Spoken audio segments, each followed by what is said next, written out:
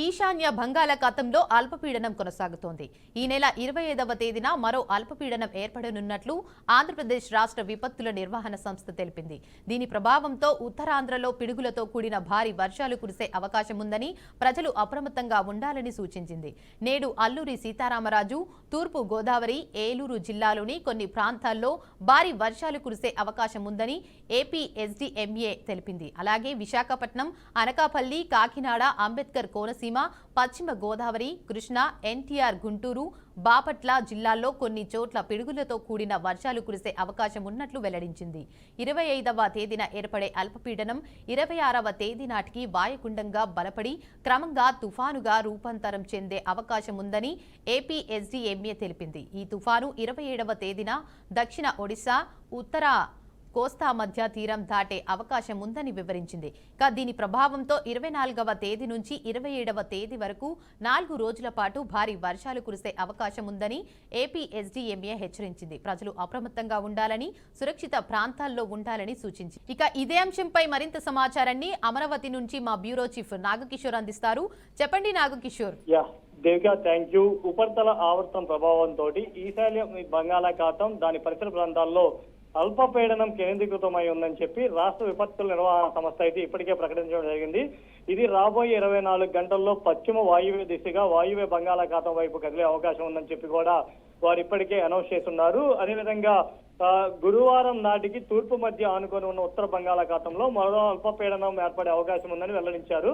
ఇది పశ్చిమ వాయువ్య దిశగా కదులుతూ శుక్రవారం రోజు దక్షిణ ఒడిశా, ఉత్తరాంధ్ర తీరాల్లో వాయువ్య, దాన్ని ఆనుకొని ఉన్న పశ్చిమ మధ్య బంగాళాఖాతంలో వాయుగుండంగా బలపడే అవకాశం ఉందని చెప్పి పేర్కొనడం జరిగింది. దక్షిణ ఒడిశా, ఉత్తరాంధ్ర తీరాలను ఇది దాటే అవకాశం ఉందని చెప్పి కూడా వారు ఇప్పటికే ఆదేశాలు జారీ చేస్తున్నారు. రేపు, ఎల్లుండు ఉత్తరాంధ్రలో అక్కడక్కడ పిడుగులతోటి కూడిన మోస్తారు వర్షాలు, అదేవిధంగా గురు, శుక్రవారాల్లో కోస్తాంధ్రలో భారీ వర్షాలు కురిసే అవకాశం ఉందని చెప్పి ఇప్పటికే వాతావరణ శాఖ ప్రకటించడం జరిగింది. దీని ప్రభావంతో 4 రోజుల పాటు శ్రీకాకుళం, విజయనగరం, పార్వతీపురం, అల్లూరి సీతారామరాజు, ఏలూరు జిల్లాల్లో పిడుగులతోటి పాటు కొన్ని జిల్లాల్లో మోస్తారు వర్షాలు కురిసే అవకాశం కూడా ఉందని చెప్పడం జరిగింది.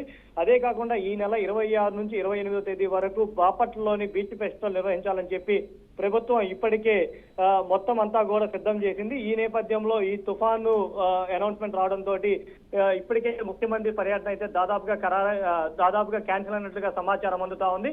ఈ బీచ్ ఫెస్టివల్ ను కూడా వాయిదా వేసే అవకాశాలు ఉన్నాయని చెప్పి కూడా చెప్తా ఉన్నారు. సో ఈ ఏదైతే తుఫాను ఏర్పడిందో, ఈ తుఫాను ప్రభావంతో రైతులు, అదేవిధంగా ప్రజలందరూ కూడా అప్రమత్తంగా ఉండాలని చెప్పి వాతావరణ శాఖ వారైతే ఆదేశాలు జారీ చేశారు. అదేవిధంగా వ్యక్తిగత సెల్లులకు కూడా మెసేజ్ రూపంలో పిడుగుల సమాచారాన్ని కూడా ఎప్పటికప్పుడు రియల్ టైం గవర్నెన్స్ ద్వారా ప్రభుత్వం సమాచారాన్ని అందిస్తున్నట్లుగా కూడా తెలిపారు. అదేవిధంగా జిల్లా కలెక్టర్లకి, రెవెన్యూ యంత్రాంగానికి, అదేవిధంగా పోలీస్ శాఖకు కూడా స్పష్టమైన ఆదేశాలు జారీ చేశారు.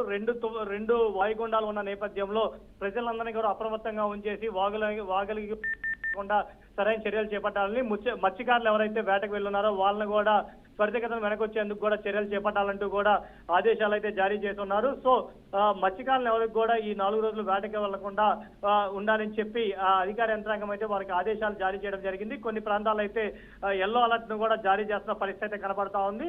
ఏదేమైనా కానీ ఈ తుఫాను ప్రభావంతో రైతాంగం కావచ్చు, ప్రజలు కావచ్చు, అందరూ కూడా అప్రమత్తంగా ఉండాలని చెప్పి ఏదైనా అత్యవసరమైతే కొన్ని కాల్ సెంటర్ నెంబర్లు అయితే ప్రభుత్వం అనౌన్స్ చేయడం జరిగింది. ఆ జిల్లా కలెక్టరేట్లకి సమాచారం అందించాలని చెప్పి, అత్యవసరమైతే తప్ప బయటకు రావద్దని చెప్పి కూడా ప్రజలకి మెసేజ్ల రూపంలో అయితే సమాచారాన్ని అయితే అందిస్తా ఉన్నారు. దేవిక, అయితే నాగకిషోర్, ఇప్పుడు ప్రభుత్వం ఎట్లాంటి చర్యలు తీసుకుందంటారు దీనికి సంబంధించి? అలాగే ప్రజలు ఎట్లాంటి జాగ్రత్తలు తీసుకుంటే బెస్ట్ అంటారు ఈ సమయంలో వర్షాల కారణంగా?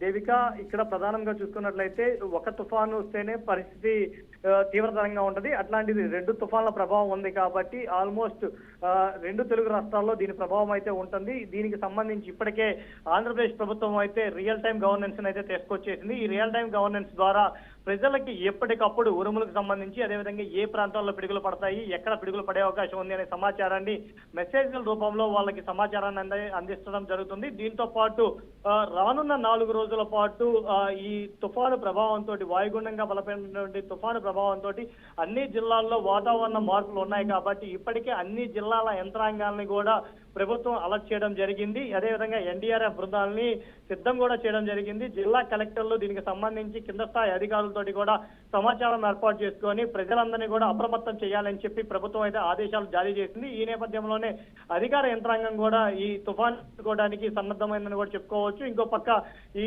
అధికార యంత్రాంగం అంతా కూడా కింద స్థాయి అధికారుల ద్వారా రైతులకి సమాచారాన్ని అయితే అందిస్తున్నారు. పంటలను జాగ్రత్తగా ఉంచుకోవాలని చెప్పి అత్యవసరం అయితే తప్పించి బయటికి రావద్దని ప్రజలకు కూడా సమాచారం అందిస్తా ఉన్నారు. ఇంకో పక్క వాగులు వంకలు కూడా ఉధృతంగా ప్రవహిస్తున్నాయి కాబట్టి అక్కడికి ఎవరు కూడా ఈతలకు వెళ్ళని చెప్పి బోర్డులు కూడా ఏర్పాటు చేస్తున్నారు. అక్కడ కొంతమంది పోలీసు వారు కూడా కొంతమంది అధికారులు పెట్టేసి ఎవరు కూడా వాగులు వంకకి రాకుండా కూడా చర్యలు అయితే చేపడుతున్నారు. ఇప్పటికే కృష్ణా నదికి అయితే ఉధృతంగా వరద ఫ్లో ఉంది కాబట్టి ఆ పరివాహక ప్రాంతంలో ఉన్నటువంటి ప్రజలందరినీ కూడా అప్రమత్తం చేశారు. లోతట్టు ప్రాంతాల ప్రజలందరినీ కూడా సురక్షిత ప్రాంతాలకు అయితే తరలించడం జరిగింది. ఏదేమైనా రానున్న 4 రోజుల పాటు ఈ తుఫాను ప్రభావం అయితే కొంచెం తీవ్రతరంగా ఉండనున్న నేపథ్యంలో అధికార యంత్రాంగం అయితే అలర్ట్ చెప్పుకోవచ్చు. అన్ని రకాల చర్యలను అయితే చేపడుతుందని కూడా చెప్పుకోవచ్చు.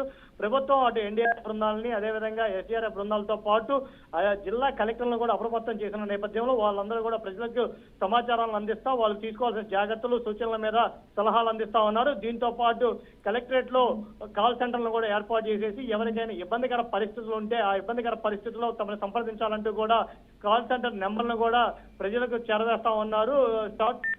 ప్రజలకైతే ఈ సమాచారాన్ని అంతా కూడా పంపిస్తా 4 రోజుల పాటు తీసుకోవాల్సిన జాగ్రత్తలు సూచనల గురించి అయితే ప్రభుత్వం వివరిస్తా ఉంది. అదేవిధంగా చెట్లు కింద పిడుగులు పడే అవకాశం ఉంది కాబట్టి రైతులు ఎవరు కూడా చెట్ల కింద ఉండకుండా సురక్షిత భవనాల్లో ఉండాలని చెప్పి కూడా సమాచారాన్ని అయితే పంపిస్తున్నారు. రైతులందరూ కూడా అప్రమత్తంగా ఉండాలని చెప్పి ప్రభుత్వం అయితే ఇప్పటికే ఆదేశాలు జారీ చేసింది. సో రానున్న 4 రోజులు వచ్చే తుఫాను సమర్థవంతంగా ఎదుర్కోవడానికి ప్రభుత్వం అయితే అన్ని రకాల చర్యలు చేపట్టిందని చెప్పుకోవచ్చు. దేవిక, అంటే ప్రత్యేకంగా ఈ ప్లేస్ లోనే పిడుగు పడుతుందని ఏమైనా సమాచారం వచ్చిందంటారా? ఖచ్చితంగా దేవిక, ఇప్పుడు ఆంధ్రప్రదేశ్ ప్రభుత్వం అయితే రియల్ టైం గవర్నెన్స్ అనే ఒకటి తీసుకొచ్చింది. దీని ద్వారా వర్ష ప్రభావం ఉన్న ప్రాంతాల్లో ఎక్కడైతే పిడుగులు పడే అవకాశం ఉందో ఆ పిడుగులకు సంబంధించినటువంటి సమాచారాన్ని 2 గంటల ముందుగా ఆ పిడుగులు పడే ప్రాంతంలో ఉన్నటువంటి ప్రజల సెల్ నెంబర్లకి మెసేజ్ల ద్వారా పంపించడం జరుగుతుంది. అదేవిధంగా మీడియా ద్వారా కూడా సమాచారాన్ని అయితే ప్రజలకు చేరవేయడం అయితే జరుగుతుంది.